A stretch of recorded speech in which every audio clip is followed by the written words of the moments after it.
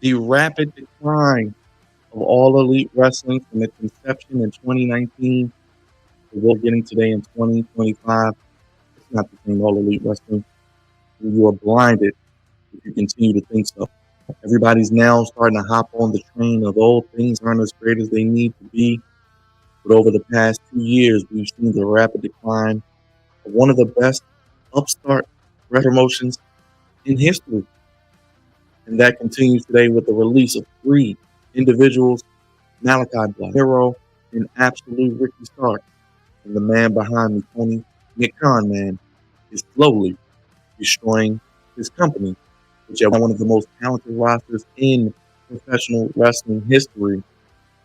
Now, without three major pieces, and why Tony Khan has failed even more wrestlers in his list of failures, looking mismanagement of talent and terrible executive decisions have shown and strike yet again.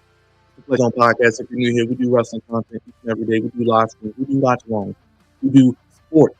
Make sure you super click that subscribe button. We want to hear from you in the comment section. Sound off. Let me know your thoughts on the releases of these individuals. Where do you see them going? I'm going to talk all about that. And if you haven't already, make sure you on that thumbs up. Leave us a like. It helps us out tremendously and costs you nothing. And you always want to back click that bell, let you know all of our content drop. I'm God's favorite host. Back again. We're going to talk about these releases and get into it right here on a little in between the zone for your Tuesdays on the Flex Zone podcast. Following news this past weekend of multiple WWE releases, AEW, Tony Khan, fresh from returning from the Super Bowl, they weren't going to be outdone. We have, according to Fightful Select, announced the release of AEW talents Malakai Black, Miro, and Absolute Ricky Starks. They are now free to work wherever they choose and do not have to wait 90 days for any non-competes to run out like we see with a lot of WWE talent. All three were removed on Monday from the AEW roster page as well. It was reported that Malakai Black's initial deal would see him well, and according to President Tony Khan, reports emerged that Black was done with AEW in January, right ahead of the Royal Rumble. Storyline pivots. Well, that's one thing with AEW. It's no storyline. It's no continuity. It's no logic. It's no following up on big events. It's just a week-to-week thing, and it's no continuity. This included, you've seen Brody King, Buddy Matthew Hart pivoting from the House of Black to now being called the Hounds of Hell. So superstar saying, you don't need a leader. You guys are great on your own. Malakai Black, since the debut in AEW, was a wonderful debut where they were in Miami. He pretty much delivers a black mass to Cody, cuts the lights on, it's him, everyone goes crazy, black mass Cody, and that's the end of it. Outside of his feud with Cody, and maybe even his match with Copeland, which Copeland broke his leg and Malakai should have won the TNT Championship, we didn't really get any singles matches from Malakai Black. We didn't get him in any meaningful storylines, really, did we get Malakai Black. This brother is a main event caliber superstar. He has the look. He has the aura, as the young kids say. He has the presence of a dark, demonic character that can kind of just, once you see him, you kind of look and see what this is, who he is, the tattoos, the eye black.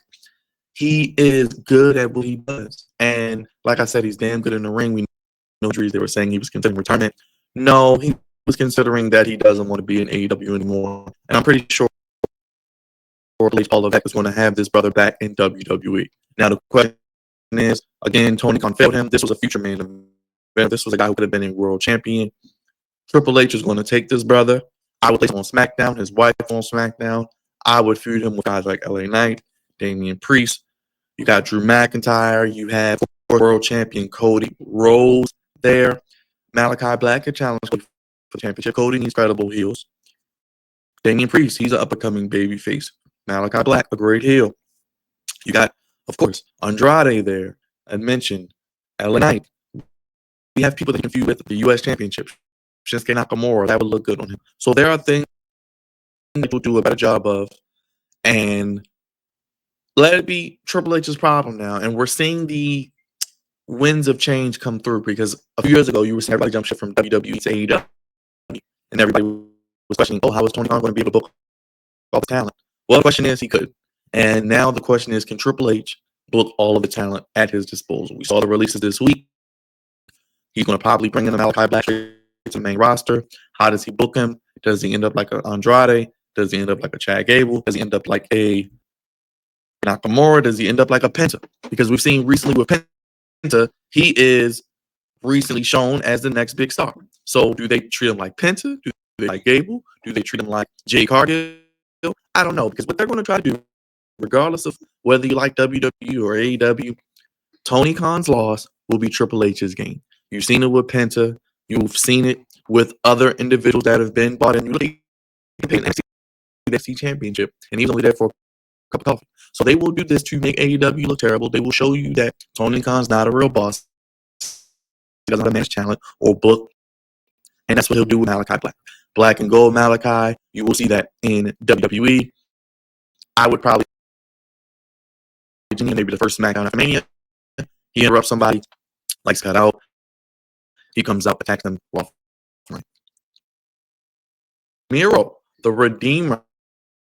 He last wrestled for AEW in December 2023 at Worlds against Ironically, which was a darn good match. Fightful reported that he had not been brought up, and they didn't expect to see him again. We know that there was dissension backstage. Miro didn't want to be in. He didn't want to lose. Tony Khan and the creative team was trying to figure out a way to give him creative he liked. Seems like there was nothing that came to fruition. Now, if you want to put all this on Tony Khan, why was nothing brought to Miro that could work creatively? And then also on Miro, did he not want to do business? Did he not want to be part of what Tony Khan was doing? Miro was said to sign a long-term contract back in 2022 and cut him in AEW until 2026, but it was reported he did ask for his release in September. Looks like it was granted. Rusev.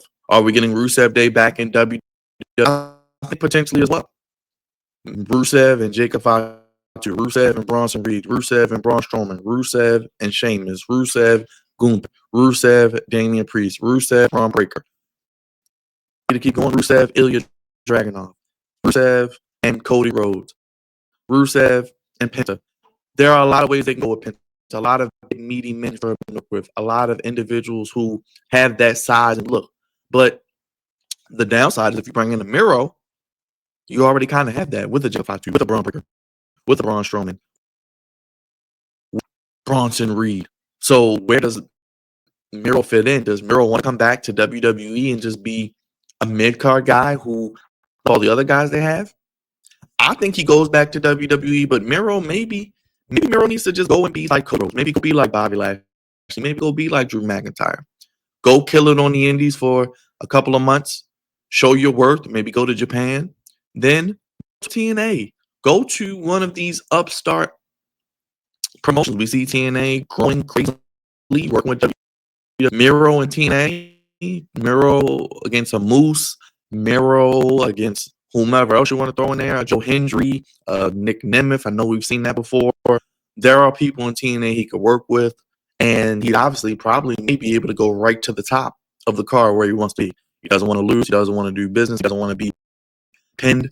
Well, he can go right to TNA. I do think he will end up back in WWE. I think Rusev Day, there's money there. I think Triple H will see money there. We've seen it with Juice. So with Heat, if there's money to be made, WWE is going to milk that cow so they can't anymore.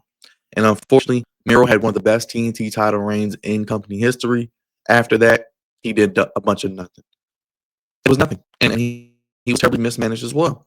Malakai, not wrestling any singles matches. Malakai not even put into meaningful trios with the House of Black or meaningful tag situations with Brody King or Buddy. Not put into meaningful, like I said, outside of Cody and maybe Copeland. He didn't have his last singles match was against Adam Cole. That was kind of the tipping of the cap. It looks like he was done. Then we heard about the tease of the Hellhounds. Then with Miro, he doesn't want to come back. He doesn't want to do business. I'm sure everything Tony Khan pitched to him or his team pitched to him wasn't terrible. I just got since Miro didn't want to be there. He got his money. He was going through a divorce. He was in Bulgaria for a long time. In the States, he looks like he asked for a release. Maybe mentally, he's just trying to get himself together first before he thinks about wrestling. But I do think at some point he's going to end up back in World Wrestling. entertainment. Last but not least, a guy who we all know is going to end up at WWE, maybe not on the main roster, but in NXT, and maybe as soon as a Saturday with Vengeance Day. Absolutely, Ricky Starks. He did ask AEW not to pick up his option in 2023. They did pick it up. Then they didn't use Starks on TV all year. He asked for his release back in January. He was pulled from some GCW events after the promotion made some comments. Effie. But then Starks recently won the Defy World Championship this past weekend over Kenta. We talk about the Pebble. We get comparisons to The Rock. We get the upstart heel or babyface, however you want to book him. I was not familiar with Ricky Starks before AEW. And I think that's one thing I do give credit to Tony Khan, to the early years of AEW. Tony Khan, Cody Rhodes, that team, the Elite. A lot of guys they bought in during the pandemic, during the early years of AEW, I was not familiar with in the indie circle. But seeing a guy like Ricky Starks come in, one of his best, Cody, go against the TNT Championship in that TNT Champion Challenge, get exposed to the big leagues in a sense, get on TV, the charisma, the aura, the ability. He looks good. He's in great shape. Like I said, he has the look. He has that Dwayne Johnson look, charisma. He got promos as a heel. You've seen him go at CM Punk. You've seen him go at Adam Copeland. You've seen him go at Bryan Danielson. Does he show up Sunday or Saturday night at Vengeance Day with NXT? They're teasing some takeover or invasion angle. I think Ricky Starks team event outside of Femi and Trick Williams, you don't really have much. You got a guy like Ricky Starks. You maybe push him down for 9 to 12 months. Let him be NXT champion, be the face of that brand. Then eventually maybe move up to the main roster with his boy Cody. But I think Ricky Starks will be the guy immediately in NXT. He could be your top babyface. He could be your top heel. I feel like when he comes in, they're going to cheer him, so he'll probably be a babyface.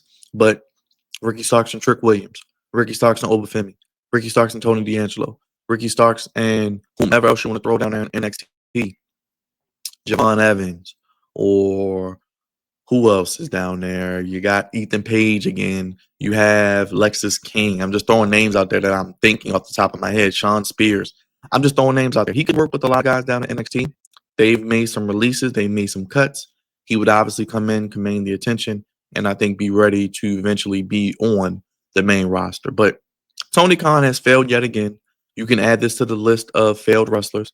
I kind of wanted to see Miro, not only Malakai, not only Ricky Starks, but I wanted to see Ray Phoenix, and I wanted to see Wardlow. Those are two other names that need to be gone. They're not doing anything with them. I don't care if Wardlow's hurt. I don't care if he's healthy. You ain't done nothing with him. You've stopped and started him multiple times, and it's been terrible each time. Ray Phoenix, clearly you're not using him. Clearly his brother is doing his thing in WWE. You're being petty. You're being spiteful. You're not letting the man work. You're impacting his mental, and now we got a situation where we pay, but the Motor City Machine Guns, that spot seems like it was supposed to be the Lucha Brothers. And now we have to wait probably until, 2026 maybe at the earliest before we can get the Lucha Brothers on WWE TV. Penta's going to do his thing. Penta's going to be booked magnificently. I think Malakai, if you put him on SmackDown, will also be booked magnificently. But like I said earlier on, and whatever happens with Miro, we'll see. Because I think 2 out of these 3 go to WWE. I think Malakai and Ricky Starks for sure. I say Miro eventually. Maybe Miro more next year if it's not this year. Maybe he does an indie run. Maybe he goes back out there, gets a name, a little more buzz, and then he can eventually come back maybe in the Rumble next year. Just putting it out there because right now, the main event scene in WWE is loaded. And like I said, this is Triple H's cross the bear now.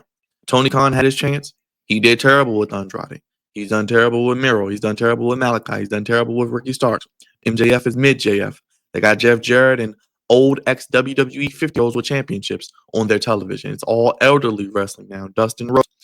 AEW is losing people on their roster, but good for them because if they don't want to be there, like I've been saying, let them go, Tony. Let them go somewhere else. Let them be somebody else's problem.